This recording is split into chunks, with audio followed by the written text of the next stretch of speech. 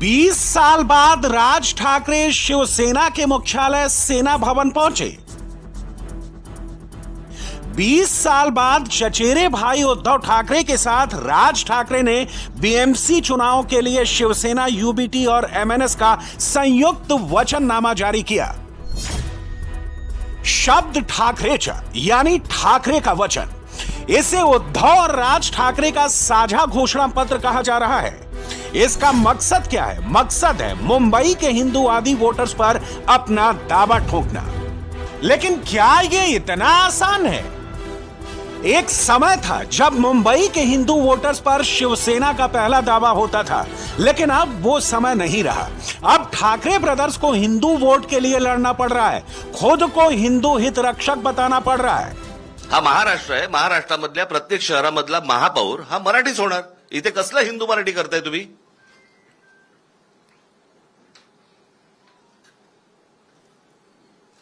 आणि मी त्या दिवशी म्हटलं नाही का तुम्हाला की आम्ही हिंदू आहोत, हिंदी नाही आहोत? तुम्हाला महाराष्ट्रातल्या या शहरांमध्ये मराठीचा मान हा तुम्हाला राखलाच पाहिजे।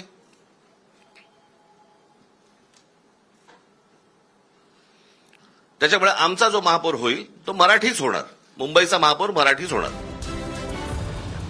ज्वाइंट पीसी में जो राज ठाकरे ने कहा, उद्धव ने उसे हूबहू दोहराया। याचा अर्थ भाजप मराठी माणसाला हिंदू नाही का समजत? मराठी माणसाला हिंदू नाही समजत? मराठी जसं राज म्हणाला तसं आम्ही मराठी आहोत, अस्सल हिंदूच आहोत। राज ठाकरे और उद्धव ठाकरे को यह कहने की जरूरत क्यों पड़ी? जरूरत इसलिए पड़ी क्योंकि महाराष्ट्र के मुख्यमंत्री देवेंद्र फडणवीस ने हार्ड हिंदू लाइन पकड़ रखी है। काही लोकांचं कसं असतं, जहां मिलेगा मुझको दाना वही बसेगा मेरा ठिकाणा। आता दाना पाणी वाल्यांना त्यांचा ठिकाणा कुठे हे दाखवायचं आहे आणि मुंबईकरांचं हित जे जपतात त्यांचाच विचार आपल्याला करायचा है।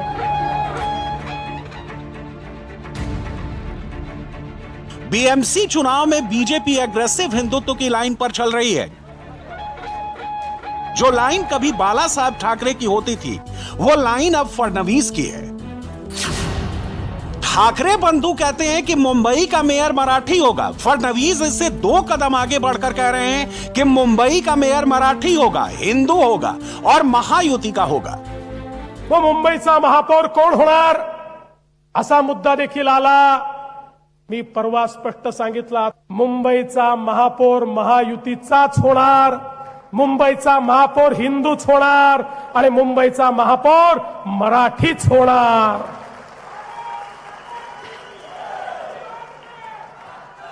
पण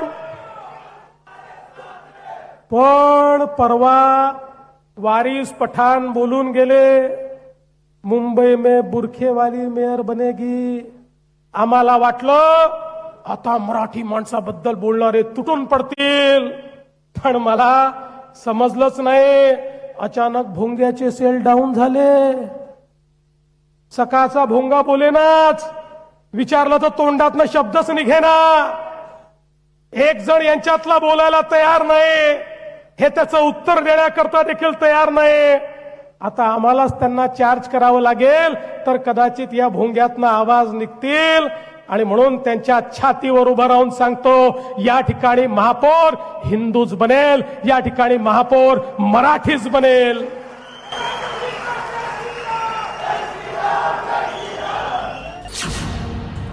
सोमवार 5 फरवरी को राज और उद्धव ठाकरे पहली ज्वाइंट रैली करेंगे। मुंबई में कुल मिलाकर 3 ज्वाइंट रैलियां होंगी। पहली वेस्टर्न सबर्ब्स में, दूसरी ईस्टर्न सबर्ब्स और तीसरी ज्वाइंट रैली शिवाजी पार्क में होगी। उद्धव और राज की एक मीटिंग नासिक में भी होगी, जहां कभी राज ठाकरे की एमएनएस सत्ता में थी। राज ठाकरे और उद्धव ठाकरे साथ तो आ गए हैं, लेकिन दोनों भाइयों ने साथ आने में 20 साल की देरी कर दी है। इन 20 सालों में मराठी हिंदूवादी वोटर को बीजेपी ने अपना बना लिया है और जो बचे हैं उन पर एकनाथ शिंदे दावा ठोकते हैं। विकसित मुंबई का प्लान किया देवेंद्र फडणवीस जी ने। 2029 की मुंबई, 2035 की मुंबई, 2047 की मुंबई, मुंबई के डेवलपमेंट का विजन देवेंद्र फडणवीस जी ने तैयार किया है। मुंबई की जनता भावनात्मक आधारों पे नहीं जाएगी। मुंबई की जनता को ये मालूम है कि 2.5 साल मुख्यमंत्री जब उद्धव ठाकरे थे तब उन्होंने विकास की कोई राजनीति नहीं की, क्योंकि विकास से कोई नाता नहीं उद्धव ठाकरे जी का। वो कितना भी मैन्युफैक्चर देंगे, डेवलपमेंट का नाता क्या है उद्धव जी से? बीएमसी चुनाव का गणित समझिए। मुंबई में मराठी वोटर सबसे ज्यादा 25 से 30% हैं। गैर मराठी उत्तर भारतीय 22 से 25%, गुजराती और मारवाड़ी वोटर 17% है। दक्षिण भारतीय और अन्य को मिला दें तो 11% वोटर हैं। बृहन मुंबई रीजन में मुस्लिम वोटर 20 से 21% के करीब हैं। ठाकरे ब्रदर्स 25 से 30% मराठी वोटर्स पर फोकस कर रहे हैं। बीजेपी 80% हिंदू वोट पर चोट कर रही है, जिसमें मराठी हिंदू वोटर भी शामिल हैं। 2007 तक तो राज ठाकरे शिवसेना में थे ना। 1997 टू 2007 वो शिवसेना में ही थे, और तभी शिवसेना की मुंबई की महानगर पालिका पर सत्ता थी। तो तभी राज ठाकरे जी ने क्या किया मुंबई के लिए, मुंबई के विजन के लिए। और मैं उद्धव ठाकरे और राज ठाकरे दोनों को यह सवाल करना चाहता हूं कि इन्होंने मुंबई की महानगर पालिका में 25 वर्षों में कितने मराठी युवकों को काम करने की संधि दी, अपॉर्चुनिटी दी, मौका दिया? इन्होंने बिल्कुल मौका नहीं दिया। तो काम चुनाव के लिए इनको मराठी याद आती है, चुनाव के बाद में ये मराठी को भूल जाते हैं। देश की सबसे अमीर महानगर पालिका बीएमसी के चुनाव 8 साल बाद हो रहे हैं। इन 8 सालों में मुंबई ने कई संकट झेले, लेकिन ऐन वक्त में मुद्दा हिंदू मुसलमान हो गया है। भारत की सबसे मजलूम अगर कोई अक़लियत है तो मुसलमान है। किसी से नाइंसाफी की जाती है तो मुसलमान है। किसी के बच्चे स्कूल में नहीं पढ़ते तो मुसलमानों के बच्चे स्कूल में नहीं पढ़ते। किसी को अगर हुकूमत के जुल्म का शिकार होना पड़ता है तो मुसलमान होता है। आप कान खोलकर सुन लो, मुसलमानों की सियासी लीडरशिप बनेगी इंशाअल्लाह ताला। ये संविधान मुझे इस बात की इजाजत देता है। अब अबू आसिम साहब और अखिलेश यादव जानते हैं कि जिस दिन मुस्लिम अक़लियत की सियासी लीडरशिप बनेगी, इनकी दुकान खत्म हो जाएगी। तुम्हारी दुकान बंद करेंगे जो तुम खून चूसते हो हमारा, और आवाम का कोई फायदा नहीं करते। असदुद्दीन ओवैसी अपनी पार्टी AIMIM के लिए वोट मांगने आए तो लोकल मुद्दा छोड़कर बांग्लादेश से लेकर वेनेजुएला तक चले गए और इसी बहाने प्रधानमंत्री नरेंद्र मोदी पर निशाना साधने लगे। ओवैसी कह रहे हैं कि अगर ट्रंप वेनेजुएला के राष्ट्रपति को उठवा सकते हैं तो मोदी पाकिस्तान में रहने वाले आतंकी सरगना को पकड़कर भारत क्यों नहीं ला रहे हैं? वेनेजुएला में ट्रंप ने अपनी फौज को भिजाकर वहां के एक जमहूरी तौर पर मुंतखब शुदा सदर को एक मुल्क से, उसी के मुल्क से उठाकर अमेरिका लेकर चले गए। नरेंद्र मोदी जी, अमित शाह, देवेंद्र फडणवीस, जब ट्रंप अपनी फौज को भिजाकर वेनेजुएला से कदमी को उठा सकता है, जब सऊदी अरब यमन में मुखल्ला के पोर्ट पर बमबारी कर सकता है, मोदी जी हम आपको कह रहे हैं, आप पाकिस्तान में भिजाकर जो मुंबई की सड़कों पर साजिश करने वाले 9/11 के जालिम लोग हैं, चाहे वो मसूद अजहर हो या फिर लश्कर तैयबा का वो जालिम शैतान हो, मोदी जी 56 इंच का सीना है तो भिजाकर उठाकर लाओ। अगर ट्रंप कर सकता है तो क्या आप कम है? जब ट्रंप कर सकता है तो आपको भी करना पड़ेगा, क्योंकि मोदी ने कहा था अब की बार ट्रंप सरकार। महाराष्ट्र के लोकल इलेक्शन में इंटरनेशनल इश्यू डिस्कस करना भीड़ तो खींच सकता है, लेकिन वोट नहीं दिला सकता। वोट हासिल करने का सबका फॉर्मूला एक ही है, जाति और धर्म। महाराष्ट्र के विधानसभा चुनाव में जाति चली थी, बीएमसी चुनाव में शुद्ध धर्म कांटा लगाया गया है। वर्सोवा में उद्धव ठाकरे की पार्टी के एक कैंडिडेट का उर्दू वाला पर्चा खूब वायरल हो रहा है। उद्धव के सपोर्टर्स इसे फेक बताते हैं, लेकिन विरोधी इस मुद्दे को ले उड़े हैं। ओवैसी की पार्टी कह रही है कि ठाकरे बंधु मुसलमान के वोट तो चाहते हैं, लेकिन मुसलमानों की तहजीब और उनकी भाषा से 2.5 हाथ की दूरी बनाकर चलते हैं। अब तो ये देखा जा रहा है महाराष्ट्र में कि ये जिसका नाम लिया उद्धव ठाकरे जी के जो कैंडिडेट्स है वो उर्दू में पर्चा बांध के प्रचार कर रहे हैं। अब देखिए बदलता है रंग आसमान कैसे के, जिनको आज तक उर्दू भाषा बोलने वालों से नफरत थी, वो अब प्रचार कर रहे हैं उर्दू के अंदर लिखकर पैम्फलेट पे। मैं पूछना चाहूंगा इनके सहयोगी राज ठाकरे से, अब क्या इनका इलाज करेंगे? आपके जो गुंडे रास्ते में घूमते वो तो ये बोल नहीं तो मारेंगे धड़ाधड़, क्या करेंगे उनके खिलाफ आप? तो ये यही हो रहा है ना, पॉलिटिक्स में वोट के लिए किसी भी हद तक चले जाएंगे। इनको लोगों के मुद्दों से कोई लेना देना नहीं है, बस इनको पोलराइज करना है, ध्रुवीकरण करना है, क्योंकि इतने साल ये भी सत्ता में रहकर अपनी तिजोरियां भर दी, मगर मुंबई के विकास के लिए कोई काम नहीं किया। मोदी विरोधी पार्टियां जहां देखा मौका वहीं मारा चौका वाली पॉलिटिक्स करती हैं। एक शहर में जिस पार्टी से लड़ती हैं, दूसरे शहर में उस पार्टी से गठबंधन करती हैं। देश भर में ओवैसी की पार्टी को बीजेपी की बी टीम कहने वाली कांग्रेस ने वसई विरार में ओवैसी से गठबंधन कर लिया है। नरेंद्र मोदी की पार्टी इकलौती ऐसी पार्टी है जो अपनी लाइन बहुत सोच समझ कर तय करती है और शहर या सूबा बदलने पर अपनी लाइन चेंज नहीं करती। बीजेपी जिस लाइन पर महाराष्ट्र में चल रही है, बंगाल में भी उसकी वही लाइन है, शुद्ध सनातन हिंदू वोट। बीजेपी इस वोट बैंक में हिस्सा नहीं चाहती, बीजेपी को पूरा चाहिए। बंगाल में वही नारा काम कर रहा है जिसने महाराष्ट्र में काम किया था, बांटोगे तो कटोगे, एक रहोगे तो सेफ रहोगे। बंगाल में 70-30 का फॉर्मूला है, 70% हिंदू और 30% मुस्लिम। 2021 के विधानसभा चुनाव में बीजेपी को बंगाल के 50% हिंदुओं के और 7% मुस्लिमों के वोट मिले थे। टीएमसी को 39% हिंदुओं ने और 75% मुस्लिमों ने वोट दिए थे। 2026 के चुनाव से पहले बीजेपी हिंदुओं को एकजुट कर रही है ताकि उसे ज्यादा से ज्यादा हिंदू वोट मिले। बीजेपी 70% हिंदू आबादी का कम से कम 70% वोट चाहती है। ऐसा होने पर ही उसका वोट शेयर 50% पहुंचेगा।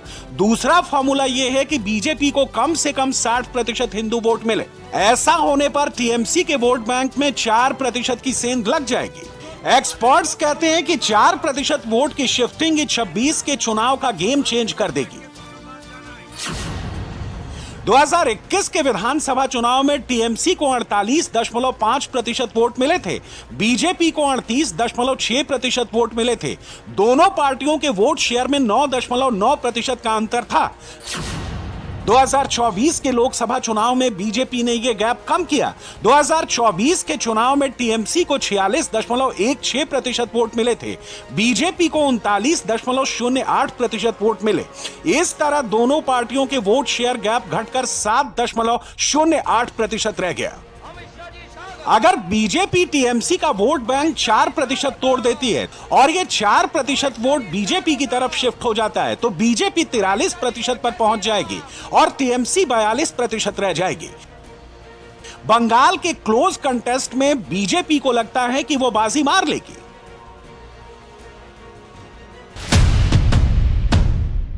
बंगाल के हिंदुओं को एकजुट करने के लिए हर मुद्दे को यूज किया जा रहा है। बांग्लादेश में हिंदुओं के खिलाफ हो रही हिंसा भी एक इशू है। बांग्लादेशी क्रिकेटर मुस्तफिजुर रहमान को आईपीएल की कोलकाता नाइट राइडर्स टीम से रिलीज करवाना भी एक इशू है। मुर्शिदाबाद में बाबरी मस्जिद की नींव पड़ जाना भी हिंदू जोड़ने के काम आ रहा है। और इन सबके ऊपर बांग्लादेशी घुसपैठिए का मुद्दा तो है ही है। न केवल घुसपैठ रोकेंगे, सारे घुसपैठियों को चुन चुन कर भारत के बाहर निकालने का काम भी भारतीय जनता पार्टी की बंगाल सरकार करेगी। तृणमूल कांग्रेस घुसपैठ नहीं रोक सकती। बंगाल की डेमोग्राफी खतरनाक तरीके से बदल रही है और आने वाला समय बहुत चिंताजनक। घुसपैठिए के रास्ते बीजेपी बंगाल के एक एक हिंदू को कनेक्ट कर रही है। यह बंगाल के चुनाव में काम आएगा, लेकिन यह सब एक दिन में नहीं हुआ है। पश्चिम बंगाल में बीजेपी के लिए बेस राष्ट्रीय स्वयंसेवक संघ ने तैयार किया है। संघ लंबे समय से इस काम में लगा है। बीते 2.5 साल में संघ ने बंगाल में अपना दायरा तेजी से बढ़ाया है। 2023 में बंगाल में संघ की कुल 3560 शाखाएं थी, जो 2025 के अंत तक 4650 से अधिक हो गई हैं। आरएसएस पश्चिम बंगाल को 3 प्रांतों में बांटकर काम करता है। उत्तर बंग प्रांत में दार्जिलिंग, कालिम्पोंग, जलपाईगुड़ी, अलीपुरद्वार, कूच बिहार, उत्तरी दिनाजपुर, दक्षिणी दिनाजपुर और मालदा जिले आते हैं। यहां संघ की करीब 1200 शाखाएं चल रही हैं। मध्य बंग प्रांत में नदिया, मुर्शिदाबाद, बीरभूम, पूर्वी बर्धमान, पश्चिमी बर्धमान, पुरुलिया, बांकुरा और हुगली जिले हैं। यहां संघ की सबसे ज्यादा करीब 1850 शाखाएं चल रही हैं। दक्षिण बंग प्रांत में झारग्राम, पश्चिमी मेदिनीपुर, पूर्वी मेदिनीपुर, हावड़ा, दक्षिण 24 परगना, उत्तर 24 परगना और कोलकाता जिले हैं। यहां संघ की करीब 1600 शाखाएं चल रही हैं। पश्चिम बंगाल के आदिवासी और दलित कम्युनिटी में बीजेपी का बेस बढ़ा तो इसके पीछे संघ है। अब संघ कोलकाता के आसपास के भद्रलोक में घुस रहा है। आश्चर्यजनक रूप से इसमें राम मंदिर और रामनवमी का मुद्दा सबसे बड़ा हथियार बना है। संघ, वीएचपी, बजरंग दल और बीजेपी पिछले कई साल से पश्चिम बंगाल में रामनवमी का जुलूस निकाल रहे हैं। हर साल इसमें हिंसा होती है। टीएमसी की सरकार पुलिस परमिशन नहीं देती। बीजेपी हाई कोर्ट से पुलिस परमिशन ले आती है, फिर रामनवमी का जुलूस निकलता है। 2025 में रामनवमी के मौके पर वीएचपी, बजरंग दल और बीजेपी ने मिलकर 3000 से अधिक रैलियां निकाली, जिसमें लगभग 2.5 करोड़ लोग शामिल हुए। 2026 में जब रामनवमी जुलूस का वक्त आएगा, तब बंगाल में चुनाव का वक्त होगा। संघ सावधानी से मुद्दे चुनता है और उस पर लंबे समय तक टिका रहता है। ऐसा ही एक मुद्दा है लव जिहाद का। संघ प्रमुख मोहन भागवत ने एमपी के भोपाल में इसके बारे में एक बयान दिया और घंटे भर में यह बयान महाराष्ट्र से लेकर बंगाल तक फैल गया। पहले भागवत का बयान सुनिए, फिर ओवैसी का रिएक्शन सुनिए। एक माता होती है जिसके कथन पर बच्चा वैसे करता है, तो इस सारे व्यवहार में क्या सीखना क्या नहीं सीखना, इसका विवेक देने वाली माता है। यानी बच्चे की जो नैतिक घड़ंत है वो 12 साल तक पूरी हो जाती है, घर में ही पूरी होती है। उसकी मुख्य शिल्पकार तो माता रहती है। अगर कोई बालिग है, 18 साल 21 साल के है, अगर वो अपना फैसला ले रहे तो मेरी पसंद नापसंद का मामला नहीं है, कानून उनको इस बात की इजाजत देता। और अगर लव जिहाद हो रहा तो डेटा क्यों नहीं देते पार्लियामेंट में? तुम 11 साल का तो रिकॉर्ड दो ना, तुम चलो आप जितने प्रदेशों में है उसका रिकॉर्ड दे दो लव जिहाद का कि भाई ये लव जिहाद हुआ, बताओ। और तीसरी बात है, लव जिहाद को डिफाइन कर दे बीजेपी और Mohan Bhagwat. What is love jihad? आप पार्लियामेंट में तो बोलना नहीं चाहते उसको, आप डिफाइन कर दो। ओवैसी बिहार के चुनाव में दूसरी बार कमाल करने के बाद बंगाल पहुंच रहे हैं। वहां हुमायूं कबीर पहले से स्टेज सेट करके बैठे हुए हैं। ममता बनर्जी के लिए मुर्शिदाबाद और मालदा, 2 मुस्लिम बहुल जिलों में सबसे ज्यादा मुश्किल खड़ी होने वाली है। मुर्शिदाबाद जिले में विधानसभा की 22 सीटें हैं। 2021 के चुनाव में ममता ने 22 में से 20 सीटें जीती थी। बीजेपी को केवल 2 सीटें मिली थी। मालदा जिले में विधानसभा की 12 सीटें हैं। 2021 के चुनाव में ममता ने 12 में से 8 सीटें जीती थी और बीजेपी को 4 सीटें मिली थी। सिर्फ 2 जिलों से ममता ने 28 सीटें जीत ली थी। मुर्शिदाबाद में हुमायूं कबीर बाबरी मस्जिद बनाकर ममता को चुनौती दे रहे हैं और मालदा में तृणमूल की पूर्व सांसद मौसमी नूर को कांग्रेस को अपने में शामिल करा लिया है। ममता बनर्जी के 30% मुस्लिम वोट में 3 हिस्सेदार आ गए हैं, हुमायूं कबीर, ओवैसी और कांग्रेस। अगर मुर्शिदाबाद और मालदा का मुस्लिम वोट मट गया तो इसका असर अगल बगल के जिलों पर भी पड़ेगा। तब ममता का चौथी बार मुख्यमंत्री बनने का सपना टूट जाएगा। ममता को मालूम है कि इस बार कुर्सी पर बड़ा खतरा है, इसलिए उनकी जुबान कड़वी होती जा रही है। वो मोदी के लिए, अमित शाह के लिए और बीजेपी के लिए जहर बुझे नश्तर की तरह बयान दे रही हैं। अमित शाह ने बंगाल का पहला चुनावी दौरा किया तो ममता ने गालियों की बौछार कर दी। दुर्योधन, दुशासन, शकुनी मामा, दुराचारी, दंगाकारी, व्यभिचारी, दुशासनकारी, विभ्रांतिकारी, स्वेच्छाचारी, अत्याचारी, भ्रष्टाचारी, ये सब ममता बनर्जी ने एक सांस में बोल दिया। একজন দুঃশাসন এসছেন বাংলায়, ভোট আসলে দুর্যোধন আর দুঃশাসনরা আসেন, ওদের চোখে দেখবেন, দু চোখে দেখলেই আতঙ্ক হবে, এই বুঝি কিছু ক্ষতি করতে এলো রে, এলো রে, এলো রে, এলো রে, গেল রে, গেল রে, গেল রে। দুঃশাসন বাবু এসছেন, শকুনি মামার চেলা চামুন্ডারা ঘুরে বেড়াচ্ছে আর বলে বেড়াচ্ছে বাংলায় নাকি 1.5 কোটি লোকের নাম বাদ যাবে। কেন? ममता बनर्जी के भतीजे अभिषेक बनर्जी भी बुआ के रास्ते पे ही चल रहे हैं। अलीपुर द्वार की पब्लिक मीटिंग में उन्होंने बीजेपी नेताओं को जहरीला सांप कह दिया। बीजेपी के सांसद और सांप एक है। आप अगर अपने घर के पीछे 1 सांप छोड़ दो, 2 सांप छोड़ दो, 18 सांप छोड़ दो या 12 सांप छोड़ दो, सांप तो सांप ही रहेगा। मौका मिलेगा तो आप ही को काटेगा। आप जिसको दूध पिला के बड़ा किया वही आपको काटेगा, वही सांप। तो इस बार भाई एक भी सांप नहीं रखना इस बंगाल का मिट्टी में, और खास करके इस अलीपुर द्वार का मिट्टी में। सियासी विरोधियों के खिलाफ हर पार्टी बयान देती है, हर नेता विरोधी पर अटैक करता है। नरेंद्र मोदी ने अमित शाह को तमिलनाडु भेजा तो अमित शाह ने अनुमान के मुताबिक ही डीएमके पर तगड़ी चोट की, लेकिन आप शब्दों को पढ़ लीजिए, इसमें गाली नहीं है। तमिलनाडु सरकार का एकमात्र उद्देश्य है स्टालिन जी के बेटे उदयनिधि को मुख्यमंत्री बनाना। मैं आज तमिलनाडु की जनता को कहने आया हूं, तमिलनाडु के अंदर अब ये परिवार की राजनीति को समाप्त करने का समय आ गया है। पहले करुणानिधि जी, फिर स्टालिन जी और अब उदयनिधि। स्टालिन बाबू, आपका ये स्वप्न पूरा नहीं होने वाला है। नरेंद्र मोदी की पार्टी उन राज्यों में अपना बेस बढ़ा रही है जहां वो पहले कभी चुनाव नहीं जीती। मोदी की पार्टी बीएमसी चुनाव जीतेगी तो फर्स्ट टाइम होगा। मोदी की पार्टी बंगाल चुनाव जीतेगी तो फर्स्ट टाइम होगा। और मोदी की पार्टी अगर तमिलनाडु चुनाव में अच्छा परफॉर्म करती है तो यह भी फर्स्ट टाइम होगा।